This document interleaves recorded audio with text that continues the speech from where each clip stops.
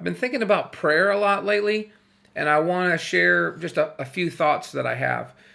Obviously, most of us know that Paul said we should pray without ceasing, and that our part of being a Christian is communicating with God and letting Him know what our requests are, so we make our requests known to God.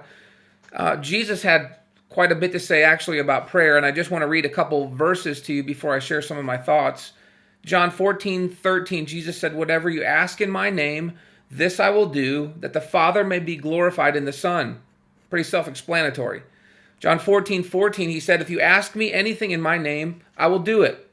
And then in John 15:16, he said, "You did not choose me, but I chose you and appointed you that you should go and bear fruit, and that your fruit should abide, so that whatever you ask the Father in my name, he may give it to you."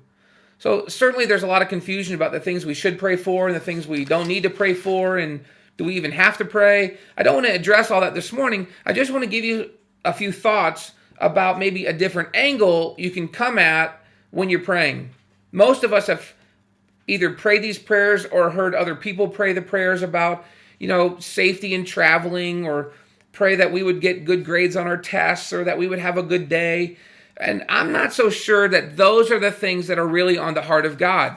Maybe He does care about whether I get an A or a B, but I'm not so sure that's probably one of His priorities. And if our time in prayer is limited, which it is just because our days are limited, then I would suggest that maybe our prayer life should be refocused and maybe recalibrated so that the things that we're praying for, we know line up with the heart of God.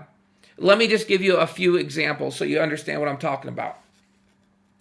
We shouldn't pray that God would keep us from pain, but that pain would be used only as an instrument to drive us to God and never from Him. Much like it did with Job in the Old Testament, and much like it did with Paul in the New Testament. God used pain, He ordered pain, He orchestrated pain. He gave them the gift of pain and suffering, not to drive them away, but to drive them to. So we could pray the same thing for us. We should pray for people that we know and for ourselves, that we would gladly suffer with and for Christ, and that we would accept suffering as a type of requirement for knowing Jesus deeply and intimately. We shouldn't pray for success that will cause our egos to grow bigger than our hearts. We could pray that God would help us to be faithful stewards of favor and success, ultimately for God's glory. We shouldn't pray that our marriages and relationships would be fully satisfying, like we do sometimes, but we should pray that no relationship would ever be as sweet as the one we have with God. We should pray that none of the blessings and none of the comforts that we have here, especially in America, would cause us to be apathetic towards God and towards the things of God.